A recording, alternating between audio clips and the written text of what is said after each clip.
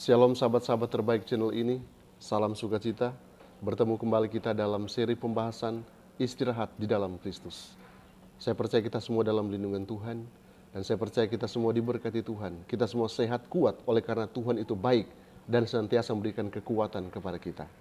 Saat ini kita akan masuk pada pelajaran yang kelima dengan judul Marilah kepadaku. Saudara, sebelum kita lanjut, saya mau ajak kita tunduk kepala, meminta supaya kuasa Tuhan akan menuntun pembelajaran kita saat ini. Kita berdoa. Bapa di sorga, kebutuhan kami yang terbesar ialah hadirnya kuasa Roh Kudus-Mu. Kiranya hadir menjamah hati dan pikiran kami, memampukan kami untuk mengerti dan memaknai setiap firman yang akan kami pelajari saat ini. Di dalam nama Yesus, amin. Oke saudaraku, kita masuk pada pelajaran penting ini adalah panggilan Yesus untuk saya dan saudara. Matius 11 ayat yang ke-28, ini ayat intinya. Marilah kepadaku semua yang letih lesu dan berbeban berat, aku akan memberikan kelegaan kepadamu. Janji yang sungguh luar biasa bagi saya dan saudara, diberikan kepada kita sebagai jaminan bahwa Dia mampu mengangkat semua beban atau persoalan hidup yang kita hadapi. Dan lebih daripada itu saudaraku, Dia tahu masalah yang sedang saudara alami. Dia tahu pergumulan yang saudara sedang geluti saat ini. Dan Dia siap memberikan pertolongan kepada kita. Namun ada tantangannya bagi kita saudaraku. Di ayat yang ke-30, Dia katakan, ini kuk. Artinya, Dia berikan beban kepada kita. Dia berikan kuk untuk kita pikul. Mari kita coba baca bersama-sama. Matius 11 ayat 30. Sebab kuk yang kupasang itu enak dan bebanku pun ringan. Aneh bukan? Dia berikan kuk, beban, tapi ringan. Enak. Apa maksudnya? Kita harus singkirkan kuk yang sementara kita pikul. Kita harus buang semua beban pergumulan yang kita pikul. Dan kemudian kita terima kuk dari Yesus. Kita pikul beban dari Yesus. Karena beban yang Yesus berikan kepada kita enak dan mudah untuk kita tanggung. Benarkah demikian saudaraku? Mari kita lihat poin-poin penting yang akan memberikan penjelasan lebih lanjut untuk pelajaran kita saat ini. Poin pertama yaitu aku akan memberi kelegaan kepadamu. Dalam konteks Matius pasal 11, konteks langsungnya kita dapat simpulkan bahwa Yesus dapat memberikan kita istirahat. Oleh karena Dia adalah Tuhan dan Dia satu dengan Bapa yang di sorga. Yesus juga tidak memberikan istirahat secara otomatis tanpa syarat kepada saya dan saudara. Kita harus melakukan dua hal sederhana, yaitu pertama, kita harus lelah berbeban berat.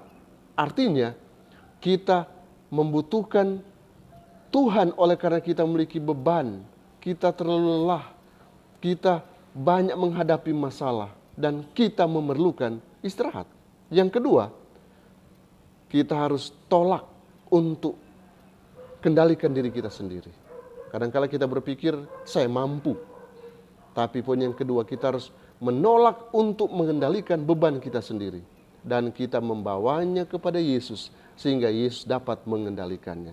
Karena saudaraku, di Matius pasal 11 ayat 28 ini, dia mulai dengan imperatif dalam bahasa asli Yunani, yaitu deuteo, marilah. Dan ini bukan opsional saudaraku. Marilah merupakan prasyarat untuk kita bisa menemukan istirahat. Marilah berarti bahwa kita perlu menyerahkan kendali penuh hanya kepada Yesus saja. Nah saudara, di masa kini yang serba digital, ketika kita dapat dengan mudah mengendalikan banyak hal dalam hidup kita melalui telepon pintar kita, ada perintah datang kepada Yesus yang sepertinya bukanlah arah yang wajar untuk samanau saudaraku. Bahkan bagi kebanyakan orang, penyerahan diri adalah bagian tersulit dalam kehidupan Kristen untuk saat ini. Namun, ketika kita berkaca dengan situasi yang terjadi saat ini, mata kita terbelalak dan kita akan segera berbalik arah.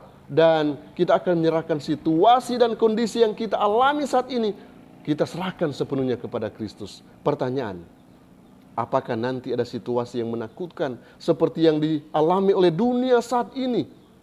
Kemudian kita baru datang menyerahkan kepada Kristus. Saudaraku, ini tantangan besar untuk umat-umat Tuhan. Kita perlu datang setiap saat bukan nanti pada saat-saat tertentu seperti 911. Ada panggilan darurat baru saya datang telepon 911.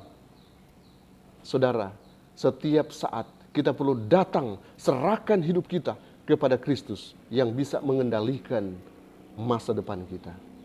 Poin yang kedua, pikulah kuk yang kupasang. Sebuah kuk biasanya diletakkan di pundak hewan untuk memudahkan pekerjaan saya dan saudara, bukan? Sepertinya membajak dan lain-lain sebagainya. Namun saudaraku, kuk itu juga merupakan suatu batasan. Hewan itu tidak bebas, tetapi harus melakukan apapun yang diinginkan oleh pengawasnya. Yesus menempatkan kuknya kepada kita, sehingga beban kita lebih mudah untuk kita pikul, saudaraku. Dan di lain sisi, kita tunduk pada kehendaknya dengan menerima kuknya, dan oleh karena itu kita belajar bekerja seperti yang Dia inginkan. Kita menjadi rekan kerja Kristus dan memikul kuknya. Kita memiliki pekerjaan yang harus dilakukan dengan Dia dan untuk Dia saja. Oh saudaraku, ternyata tanggung jawab yang dibebankan kepada kita, kita bisa pikul dan kerjakan bersama-sama dengan Kristus. Karena Dia yang memberikan kuk itu kepada kita. Di dalam buku Sons and Daughters of God, pena inspirasi berkata, engkau aman hanya karena dalam kepatuhan dan ketaatan yang sempurna, engkau menghubungkan dirimu dengan Kristus. Kuk itu enak, karena Kristus memikul bebannya. Saat engkau mengangkat beban salib, itu akan jadi ringan. Dan salib itu bagimu adalah jaminan hidup yang kekal. Merupakan hak istimewa bagi setiap orang untuk mengikuti Kristus dengan gembira. Yang berikutnya, yang ketiga. Aku lemah lembut dan rendah hati.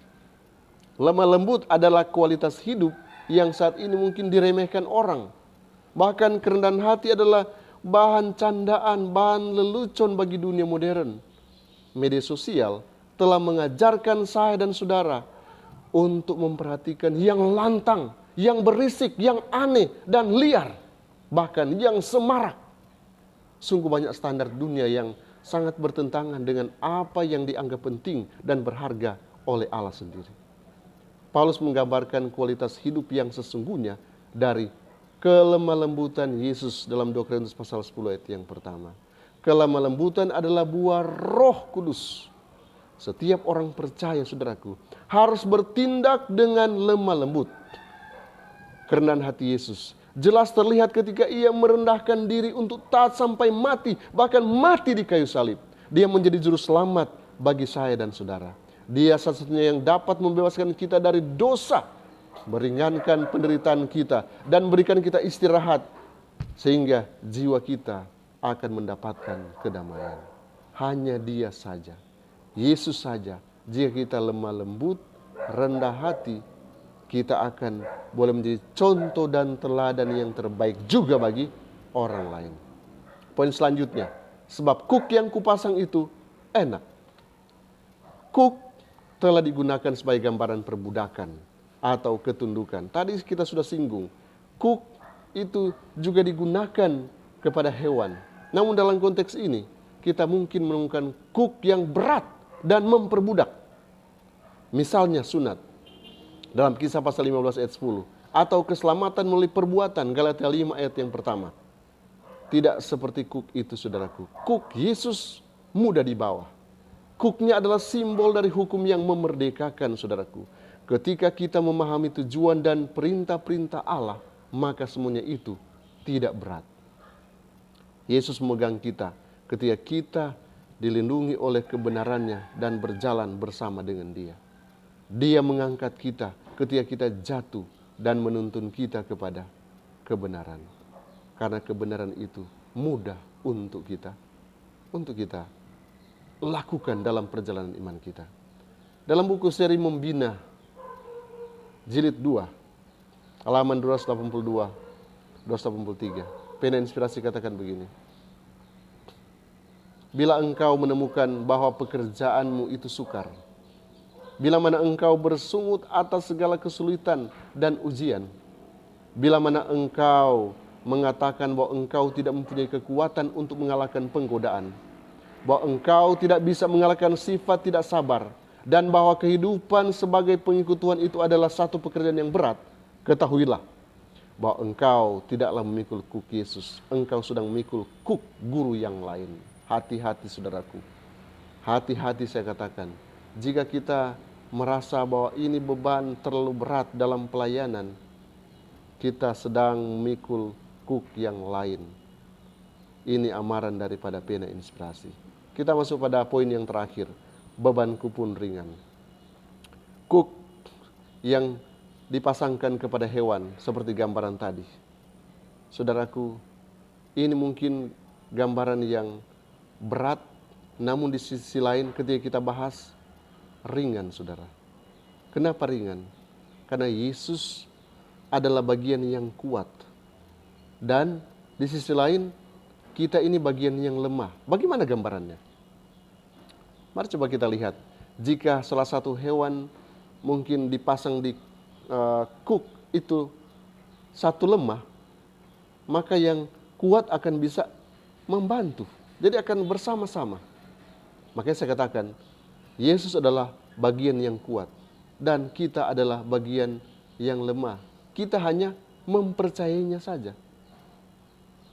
Kita membuat beban kita semakin berat kalau kita coba memikulnya sendiri.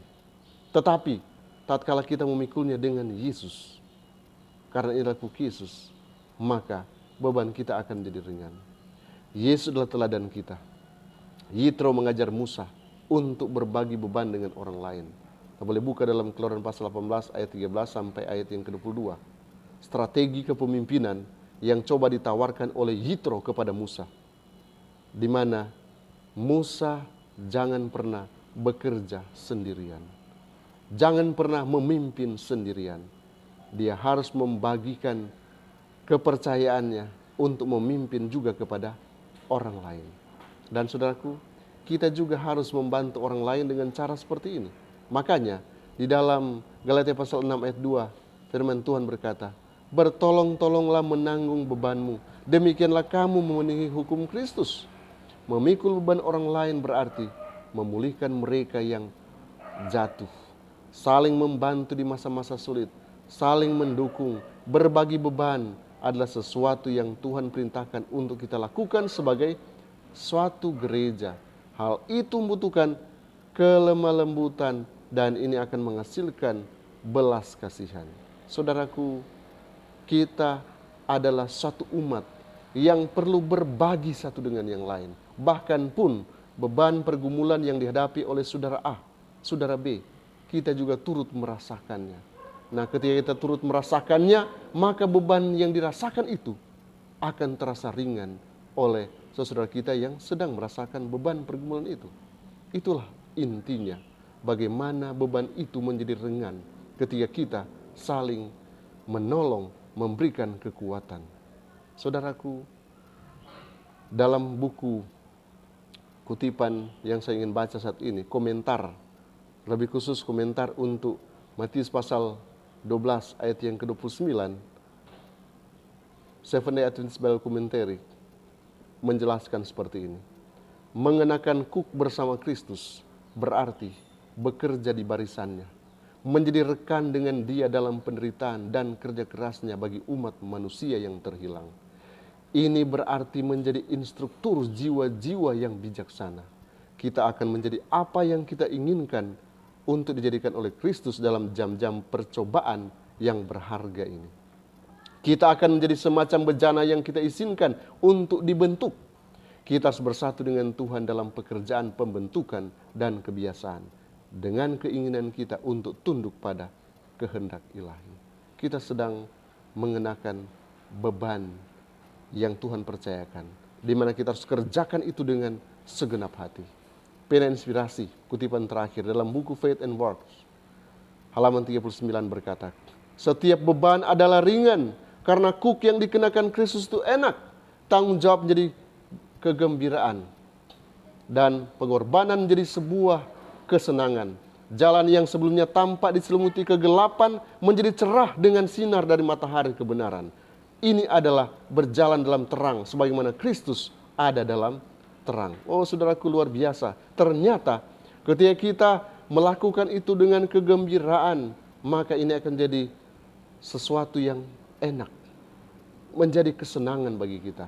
Dan kita akan dituntun oleh matahari kebenaran, dikuatkan oleh matahari kebenaran, dan kita akan terus bangkit menjadi pemenang karena kita sedang membawa beban Kristus, menjalankan misi Kristus, membagikan berita selamat kepada orang lain. Mari kita berdoa.